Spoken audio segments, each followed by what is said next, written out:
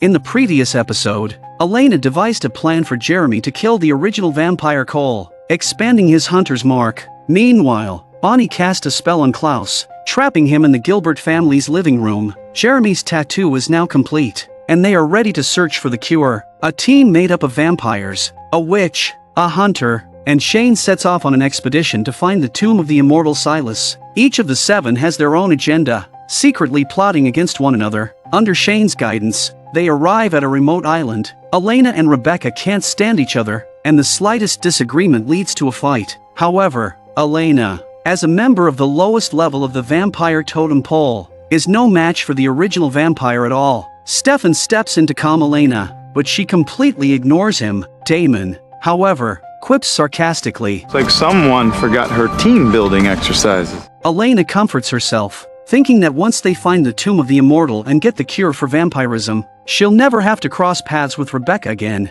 You've never talked about what you'll do with the cure once we find it. Damon is left speechless, deliberately dodging the topic. Bonnie carefully examines Jeremy's tattoo, studying it while playfully flirting with him. The tattoo is not only a map to the tomb, but also tells the story of the immortal Silas and the witch Katsia. Silas and Katsia together created the immortality elixir, but Silas cheated on her, giving the elixir that was meant for Katsia to another woman. In her fury, Katsia killed the woman, then created a cure to reverse immortality and buried Silas alive along with it. Afterward, Katsia's descendants created the hunters known as the Five. The hunter's mark of the Five is passed down through generations, with their mission to use the cure and strip Silas of his immortality. As they trek on, Rebecca mocks Elena, listing everyone's strengths and realizing that Elena is the only one without anything valuable to contribute. Jeremy has the spell, Bonnie is the witch, Shane is the walking map, and she and Stefan brought the tombstone. Rebecca just loves telling it like it is. Seeing Elena humiliated, Damon immediately steps in to defend his goddess. But me?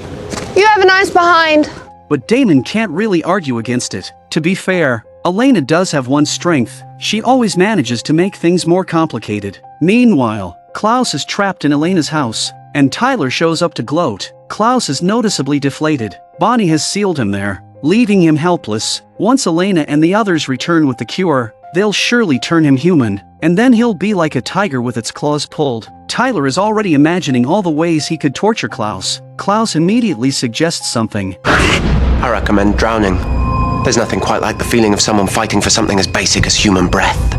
This undoubtedly ripped open Tyler's wound. His mother had been drowned by Klaus. Tyler's eyes are filled with murderous intent. The forest becomes even more dangerous at night, and as the 7 continue their journey, Shane reveals the history of the island. After the immortal Silas was entombed here, a group of miners came to the island to dig wells, but all of the miners went mad, bleeding to death with smiles on their faces as if they were ascending to heaven. A few years ago, after Shane's wife and child died, he came here to investigate the legend, and sure enough, he found the well, a deep chasm that seemed to swallow souls. To test the legend, Shane cut his hand and let his blood drip into the well. Immediately, he heard faint whispers in his ears, until finally, a clear and familiar voice called his name. Shane was overwhelmed with excitement. It was the voice of his dead wife. Without hesitation, he decided to descend into the well, but he fell in the last few meters. It was then that he saw his wife, Caitlin. I saw her eyes, her smile.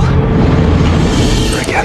Yeah, I got it. Don't eat the poisonous flowers. The group continues forward, but Jeremy, who is at the back, is suddenly attacked by a native. Elena quickly tackles Jeremy to the ground, and the native is killed by a flying axe. Elena and Jeremy's nerves are on edge. This proves that there is at least one other group of people on the island besides them. Tyler has been strutting around, gloating in front of Klaus all day when Caroline shows up. Even though they're enemies with Klaus, she doesn't want to see Tyler humiliating him like this. Seeing Caroline help clean up Cole's body, Klaus seems to make up his mind and offers a truce. He asks Caroline to call Bonnie. If they let him out, he'll leave them alone for good. Caroline may pity Klaus, but she's not stupid. Now the initiative was in their hands, so she refused Klaus. Klaus's face goes cold. Though he can't leave, he can still use outside means. Klaus bites Caroline, and the only cure is his blood. Tyler has no choice but to beg Klaus. Klaus, of course, is thoroughly enjoying himself. To save Caroline, Tyler swallows his pride and even agrees to become Klaus's servant again, but Klaus rejects him,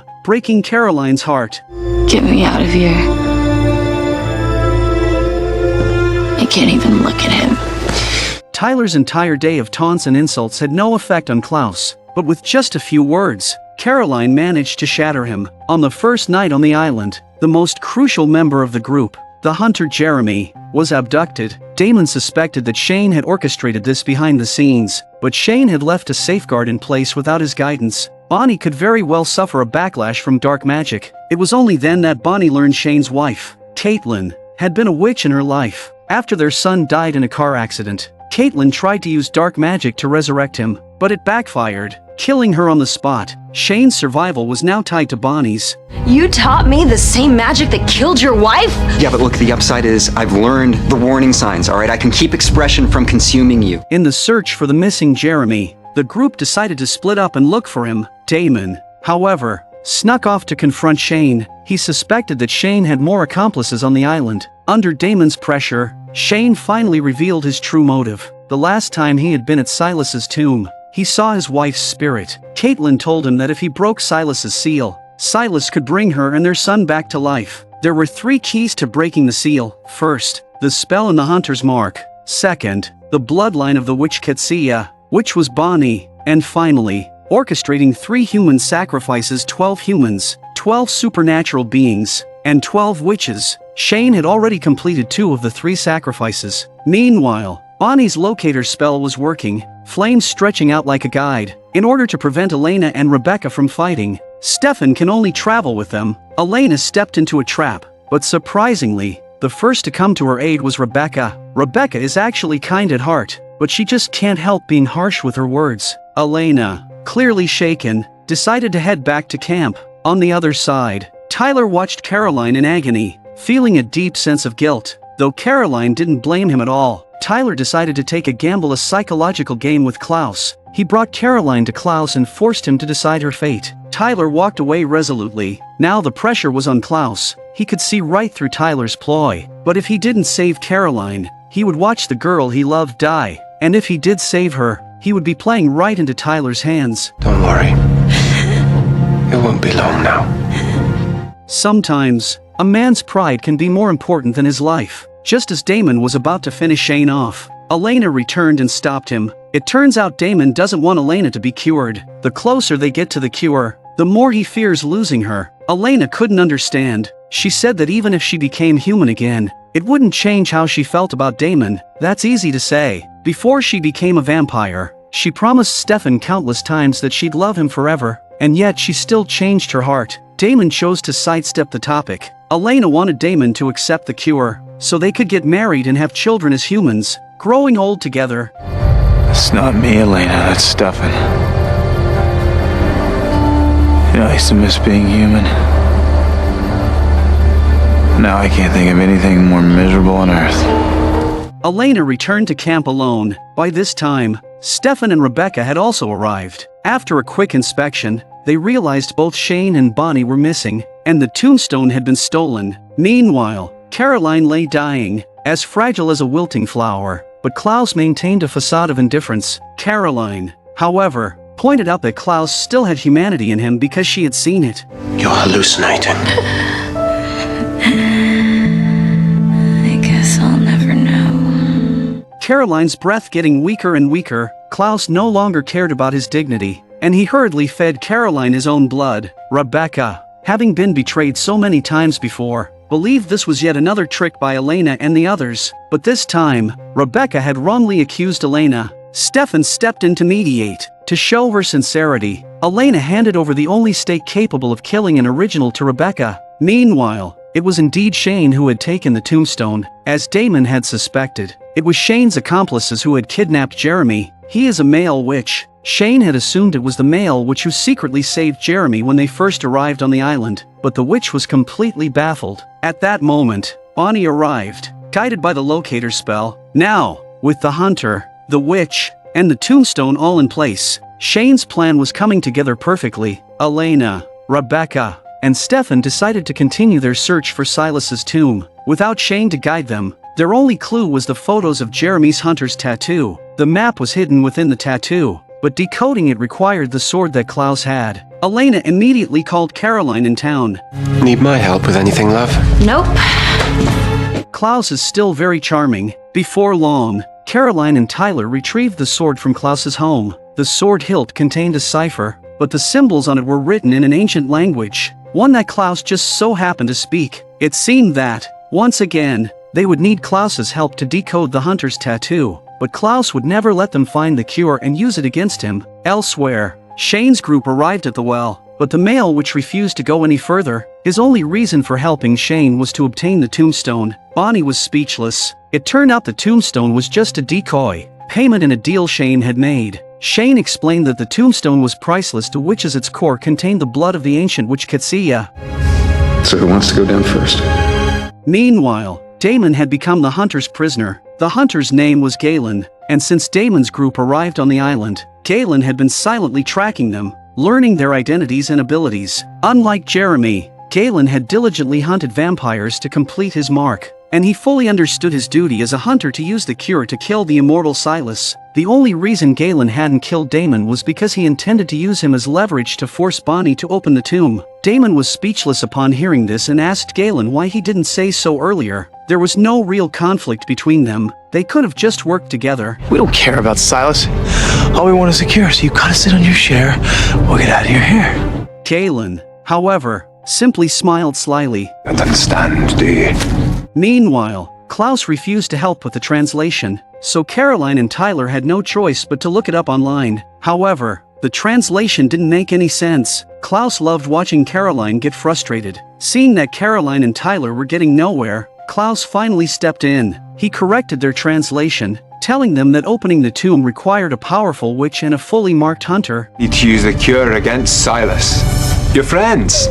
They can't exactly have it now, can they? Damon couldn't understand why Galen was being so stubborn. You want to use the cure to kill Silas? We'll give you a share. Problem solved. At the same time, Klaus helped Caroline translate the ancient script on the sword's hilt. It revealed that Silas's resting place and the method to kill him were nearby. As Caroline twisted the hilt, the secret of the cure was about to be unveiled. Klaus looked completely stunned. Caroline and Tyler held their breath. Galen refused to share the cure, and Damon finally sensed something was off. Could it be that there is another mystery to the antidote?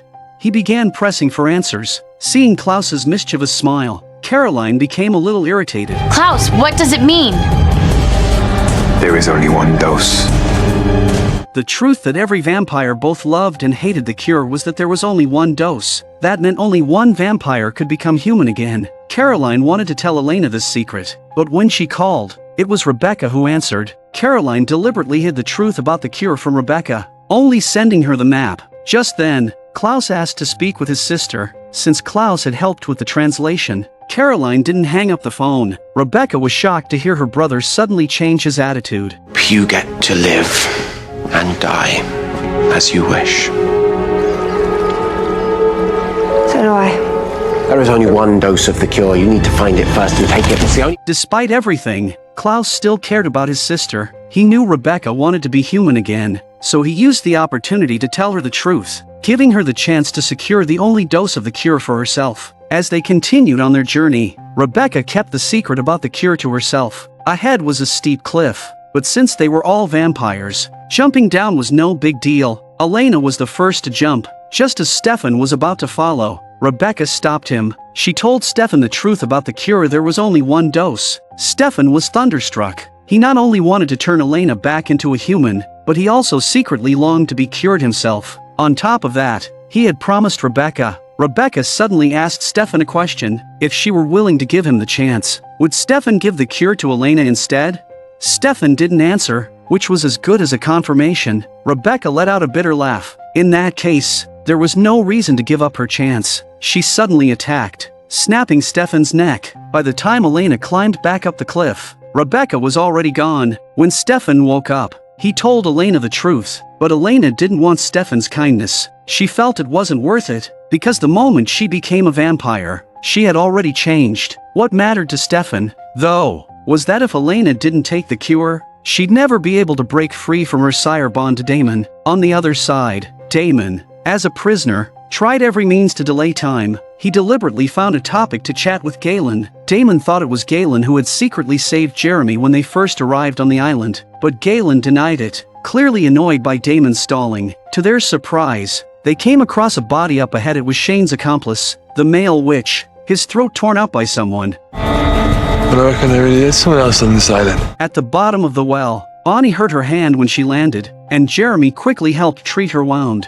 They discussed their strategy in secret before Shane came down. They were only here for the cure, and there was no way they could let Shane resurrect Silas. None of them noticed that Bonnie's blood had seeped through the cracks and was being absorbed by a stone figure deep underground. Under Shane's guidance, Bonnie placed her hand on Jeremy's chest, and Jeremy's hunter's mark was surprisingly absorbed by Bonnie. At the same time, Galen's mark disappeared as well. As Bonnie's spell intensified, the well began to collapse, rocks flying everywhere, and the path to Silas's tomb was revealed. Bonnie and Jeremy prepared to move forward when they heard Shane behind them. His leg had been crushed by falling rocks. Ignoring his cries for help, they pressed on. The tomb's path was long and maze-like, but Bonnie seemed to know exactly where to go. How do you know? I just know. Hello, Bonnie. She encountered the spirit of her grandmother once again, and the heavy weight of guilt on her shoulders began to lift. Jeremy, however, was completely confused, as he couldn't see any sign of Bonnie's grandmother. You are this close to bringing me back to life. For good. How? Silas can do it. Bonnie's grandmother would never make such requests, and besides, Jeremy could see ghosts, yet all he saw was a dazed and confused Bonnie, so he quickly snapped her out of it. Jeremy had seen through Silas's trick. Anyone who had spilled blood in the well was mentally invaded by Silas, who manipulated them through illusions. Shane's dream of resurrecting his wife and child was nothing more than a fantasy spun by Silas. To prevent Bonnie from being controlled again, Jeremy told her to close her eyes and clear her mind. He would be her eyes. They continued forward and finally, in the deepest part of the tomb, discovered a stone figure, Silas, who had been resting there for over 2,000 years. Silas's hands were tightly clutching a box, and inside it was the cure to undo immortality.